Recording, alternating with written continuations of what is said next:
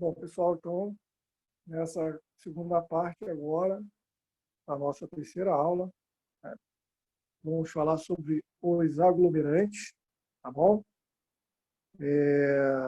Lembrando que essa aula ela foi dividida em duas partes, né? A primeira parte falamos sobre os agregados e agora, então, vamos abordar os aglomerantes. Vou tentar fazer um pouco mais rápido, tá?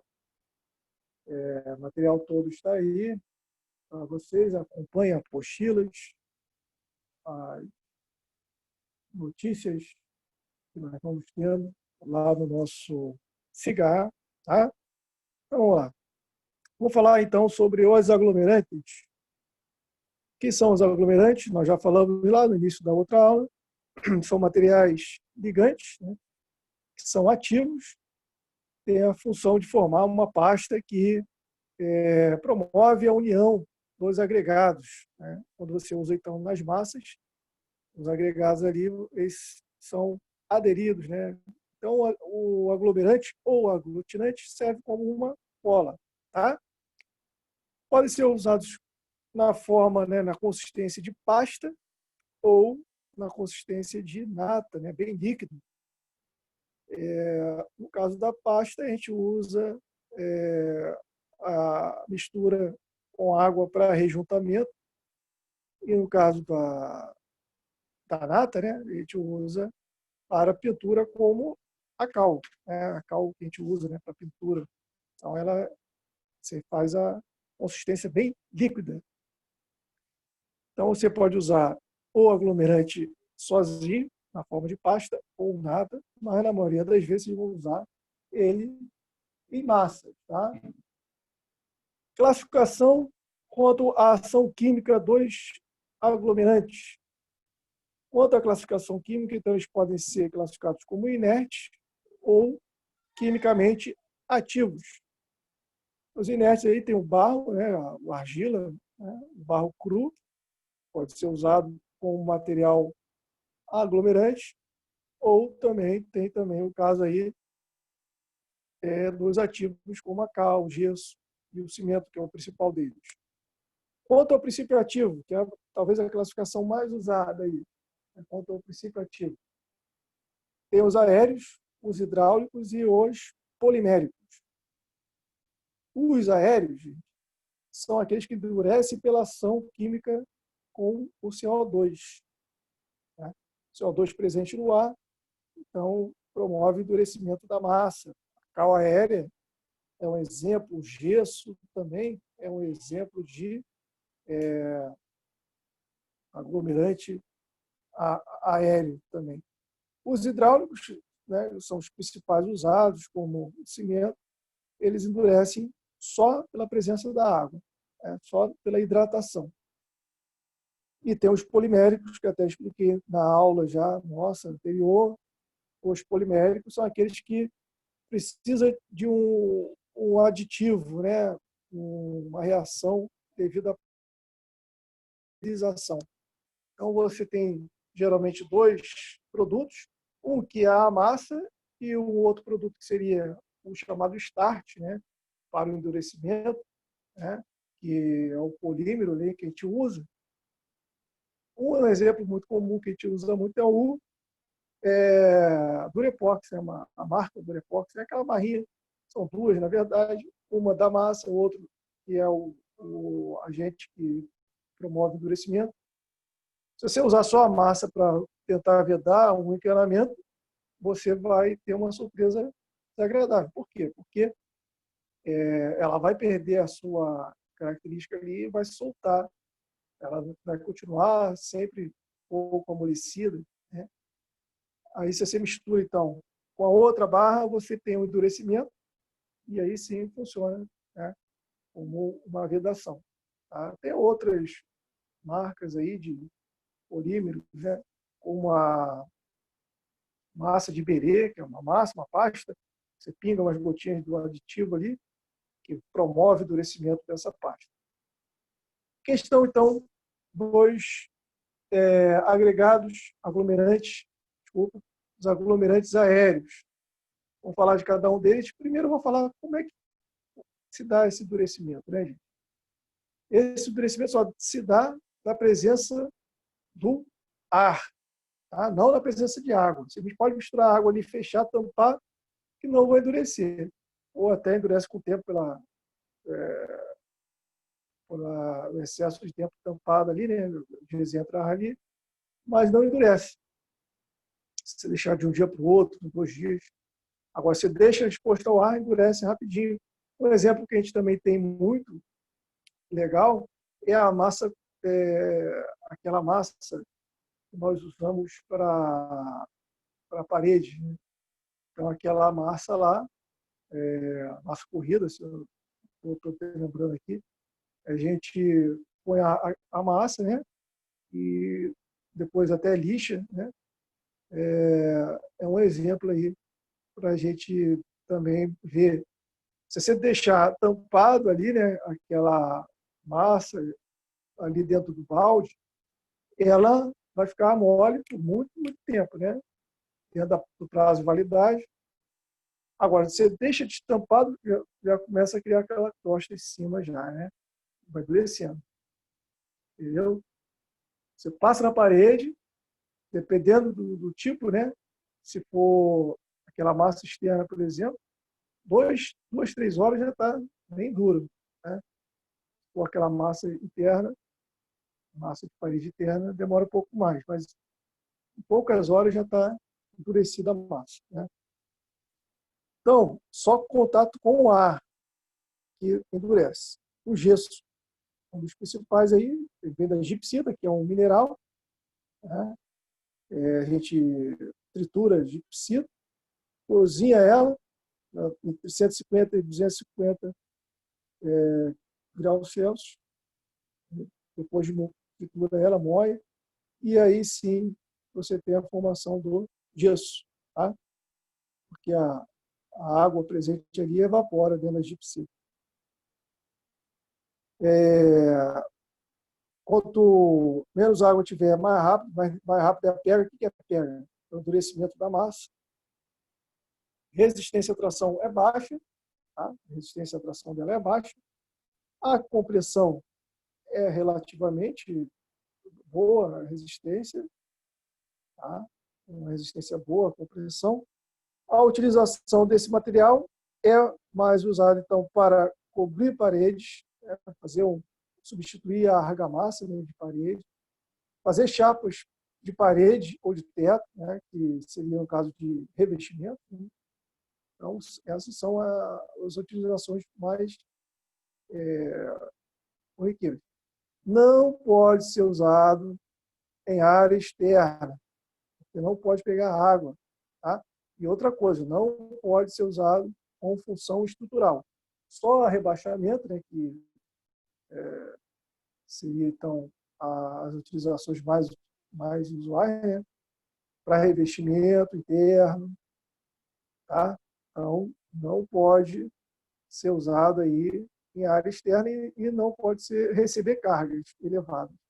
Então, não pode usar para coluna, fazer coluna de gesso, nem pensar, né? Ver a resistência baixa aí, né? Viga, então, pior ainda. A cal aérea. A cal aérea é muito usada na mistura ali da argamassa, do cimento, né? Não tem uma aplicação direta, construção só misturada mesmo, né, que a gente falou. A matéria-prima é o calcário. Você faz a produção em fornos aí a 900 graus Celsius. O que vai acontecer? O CO2 vai ser liberado, vai ficar só a cal. E é o óxido de cálcio, fica então CaO, né, a nomenclatura aí né, da cal. A gente coloca a cal com L, né, mas a cal, na descrição química dela, é com O, né? Aí ficou no dia a dia, ficou com L, até hoje a gente usa. A gente faz a hidratação ou extinção usando a água, e com contato com o ar, ela endurece.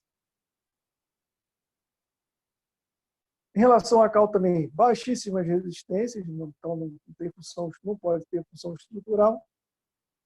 que a gente faz geralmente, que eu falei, a gente mistura aí na argamassa, né? Ela ajuda na trabalhabilidade, viu, gente?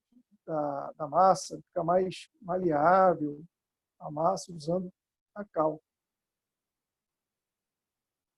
Sobre os aglomerantes hidráulicos, como que ocorre o endurecimento, então? Só na presença da água, tá bom? Igual o cimento. O cimento você pode abrir o saco e deixar no ar e ele não endurece. Pode endurecer se ficar ali vários dias, né?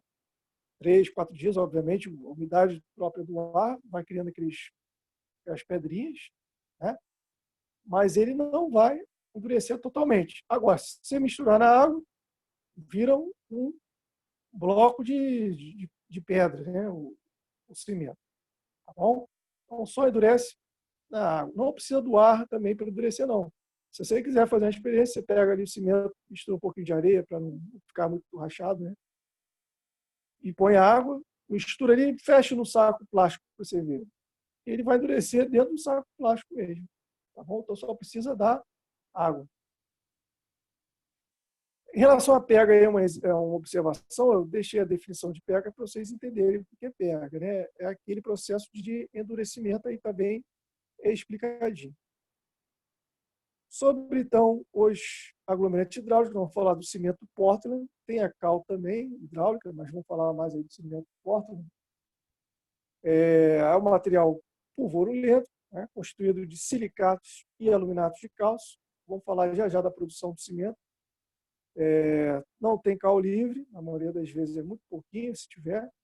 Tá?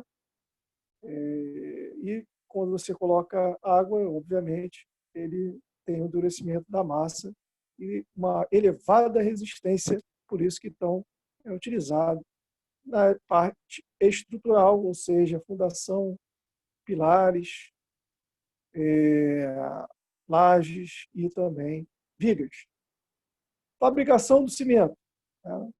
Questão do cimento Portland, só a questão do Portland aí, para curiosidade, por que Portland? Porque é o nome de uma cidade inglesa, onde tinham rochas acinzentadas, né, de origem vulcânica, que eram muito usadas em construção. Aí teve o primeiro engenheiro lá, o pesquisador que produziu, até esqueci o nome dele, o cimento, ele pegou, então, deu o nome porque parecia muito os blocos feitos com cimento que ele confeccionou, né? Que nada mais é que uma mistura de material calcário com argila, né? Cozinhado. Ele achou que era muito parecido, então, aqueles blocos com as rochas de Portland, as rochas vulcânicas, e aí, então, deu o nome de cimento Portland. Fabricação dele, então, nós cozemos então calcário com argila, em torno de 1.500 graus Celsius, 1.400, 1.500. Forma-se então clinker, que é o nome original, né, do material original de cimento, são bolotinhas, não vamos ver já já. Esse material clinker ele é moído e depois adiciona-se gesso para regular a pega. Por quê? Porque o clinker moído, né, o cimento mesmo original, ele moído, sem gesso, ele endurece de uma forma tão violenta que a estrutura formada vai ficar toda rachada. Entendeu? Então, se você não misturar gesso, você tem um material muito reativo. E aí a retração elevada causa rachadura. Então, o gesso, a função do gesso aí é para diminuir o endurecimento, para não ter essas rachaduras. Aqui é um processo, né, de fabricação de cimento. Vou mostrar aqui as partes principais. Né? Geralmente a gente escolhe o local da fábrica próximo de uma jazida, né, gente? O local onde nós vamos fazer a extração do cimento. Onde tem uma rocha calcária ali na região próxima, né? Então a gente coloca a usina, a fábrica de cimento ali perto também. O material então obtido vai com os caminhões, né, vão ser conduzidos aqui para o gritador, as rochas calcárias, né? Então você tem ali um depósito de calcário ali já moído, que é misturado com material argiloso. Você pega a argila, então mistura com calcário já moído. Tá bom? Aí você vai novamente, moe mais ainda esse material já misturado, armazena aqui em silos. Tá? Esse silo, então, esse material armazenado, já moído, vai ser conduzido aqui, ó, para a, o aquecimento. Então, vai para o forno rotativo. Por que o forno é rotativo? Porque se ele fosse aquecido a 1.500 graus Celsius, que é mais ou menos a temperatura de aquecimento, sem ter a rotação, sem rolar, né? Então o material ia derreter. Né? Esse material aí ele ia derreter. Nós não queremos isso. Nós queremos que formem-se pele, bolinhas. Né? E aí, com essa rotação, então o material começa a derreter, tem uma fusão parcial. Quando ele já está querendo derreter, ele fica até bem, coloração bem forte, né? De avermelhado. E aí então, ele vai girar e ao invés de então derreter, ele vai começar a ter formato de bolinhas, né? Bolotinhas, que são então armazenadas, e essas bolotinhas são chamadas de clinker. Aqui, ó. E o clinker, como eu falei, tem que se adicionar o gesso. Os gessos estão adicionados para diminuir a pega do clinker, são moídos e assim armazenados. Depois são misturados outros elementos aí, de acordo com o tipo de cimento, e são ensacados para distribuição comercial, para ser comercializado. Deu para entender, então? Então, é assim que é produzido o cimento Portland. Está aqui o processo, né, aqui, de etapa a etapa. Primeiro aqui a obtenção do calcário, que vai ser misturado na argila, vai ser levado ao forno, né, depois deles moídos, e aí obtém aqui, ó, o clinker. Esse é o clinker que está no meio, né, a figura do meio. Esse clinker, então, ele é moído, misturado a gesso, e aí há outros elementos também, de acordo com o tipo de cimento, para ser comercializado aí no saco. O saco tem lá as informações do cimento, a gente vai ver já quais são os tipos de cimento. Aí os teores médios né, de material, cada cimento vendido no Brasil, não há necessidade de decorar isso aí.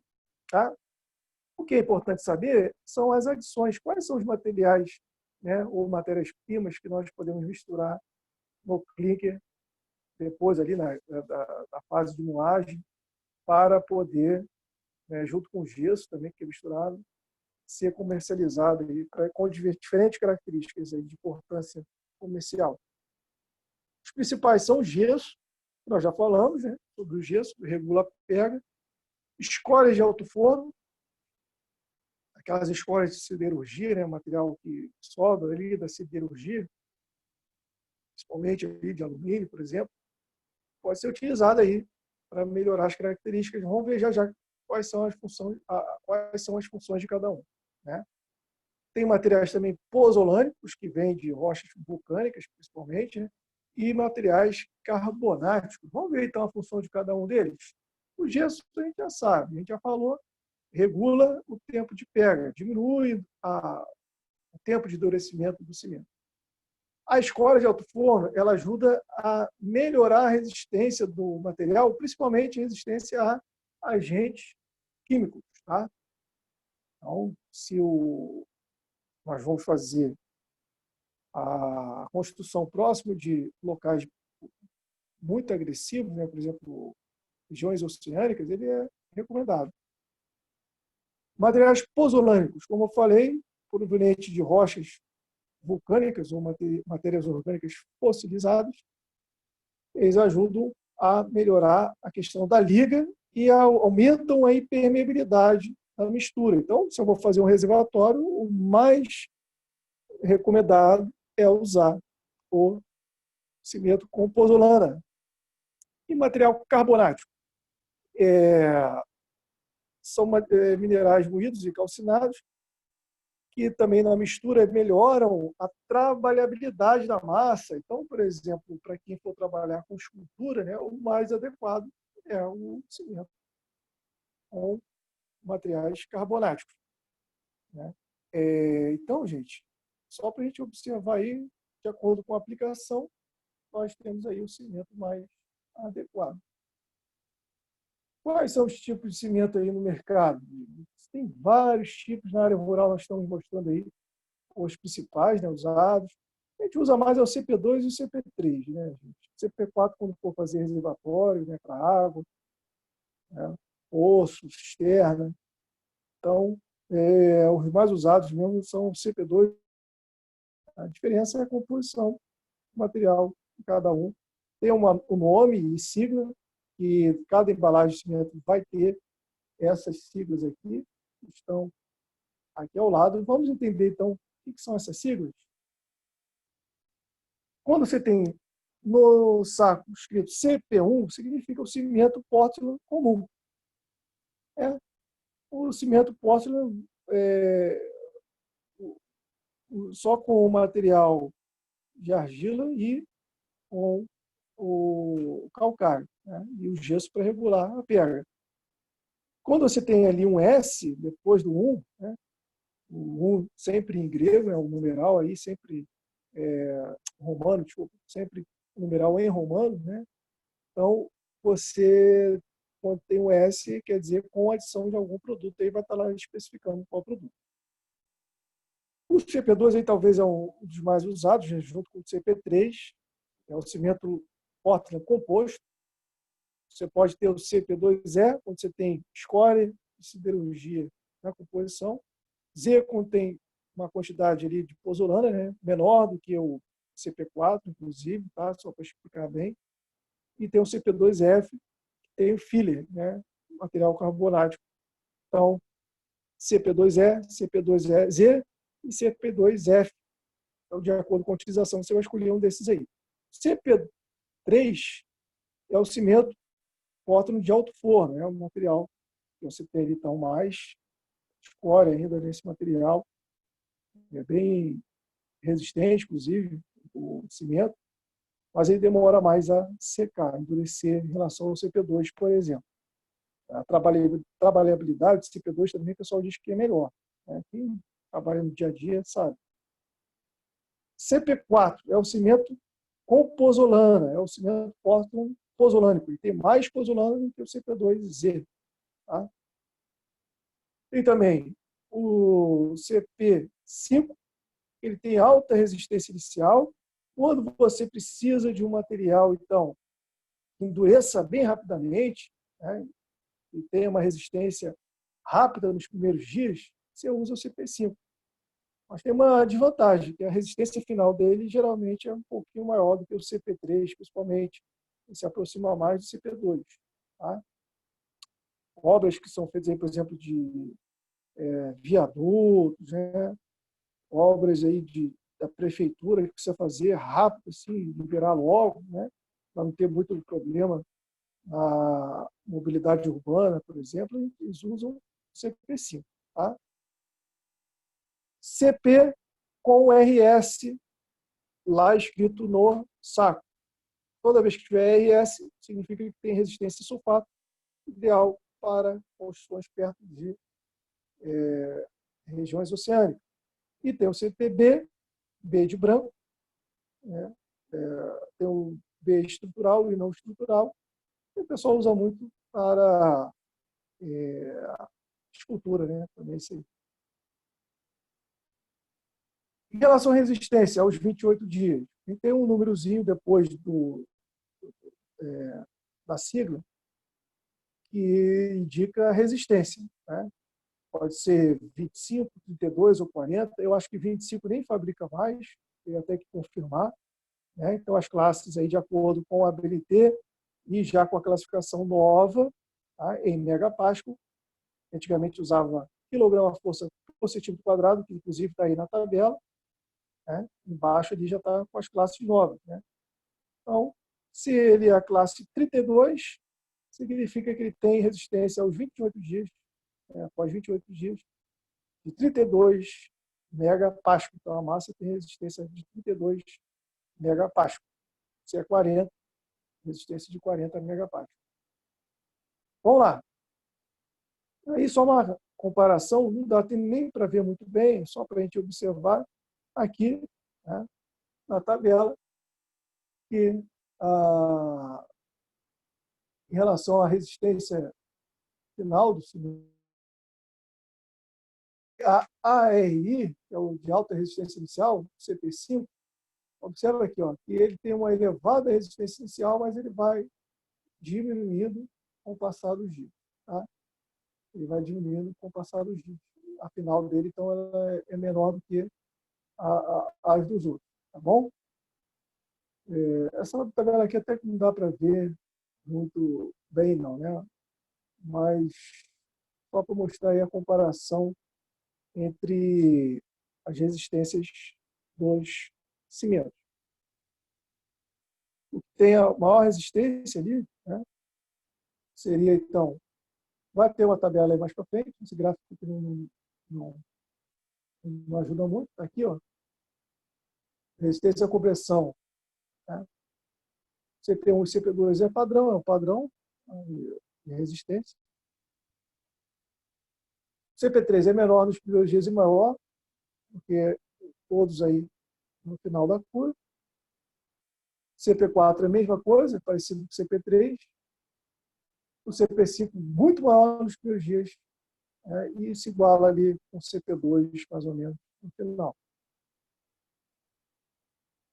Tá? Então, a tabela aqui explica melhor a questão do calor gerado. Quanto maior a reação, maior o calor. Por exemplo, o CP5 então, tem maior calor gerado. Quanto à impermeabilidade, a gente já viu que o CP4 é o maior de todos. O CP3 também tem, próximo ao CP4, mas um pouquinho menor. Quanto ao transporte, então, tomar cuidado com o transporte de cimento. Né? Tem que ser protegido. Se você estiver num dia de chuva, então tem que botar uma lona ali, cobrir bem, tá? Porque qualquer contato com água, a gente sabe, vai endurecer a massa do cimento. O armazenamento também. Tem que ser um local fechado, coberto, não pode ter umidade, então não pode ter contato com o chão, tem muita umidade. Não pode pilhar muito saco, no máximo 10 sacos. A gente até recomenda 8 sacos, já vi muita loja aí com 12, 15 sacos empilhados. Né? Não pode. Por quê? Porque os sacos do meio vão pegando umidade e aí vai endurecendo. Tá? Acontece isso. E o armazenamento máximo? 3 meses, é o ideal. Às vezes a pessoa deixa ali uns 4 meses, ele não dá para usar ainda. Mas o ideal são 3 meses. E mesmo bem armazenado, ele vai endurecendo, fazendo as pedrinhas ali dentro dele. Se passar muito tempo, obviamente. Se bem armazenado, mesmo assim, principalmente quando o clima está mais úmido. Bom, pessoal? Em relação à pega, quando a pega é rápida, menos de 30 minutos já está com a crosta bem endurecida. Semi-rápida de 30 a 60 minutos. E a pega normal é quando você tem, então, um endurecimento por mais de 1 hora. Né? Demora aí 1h30, 2 horas para começar a endurecer. Você põe o dedo ali, você vê que já está com uma crosta bem grossa, já assim, bem durinha a massa. A pega, então, é influenciada pela quantidade de água, quantidade de presença de gesso, que a gente já falou também, e temperatura. Se o clima está mais quente, obviamente, endurece mais rápido. Tá? Pessoal, então, sobre os aglomerantes, era isso aí. Nossa aula, então, encerrando agora, né, a segunda parte de agregados e aglomerantes. Tá? Nós encerramos, então, essa segunda parte. Na próxima aula, então, nós vamos falar sobre as massas produzidas pela mistura de agregados e aglomerantes, que são a argamassa e concreto. Tá bom? Um abraço aí para todo mundo. Até a próxima.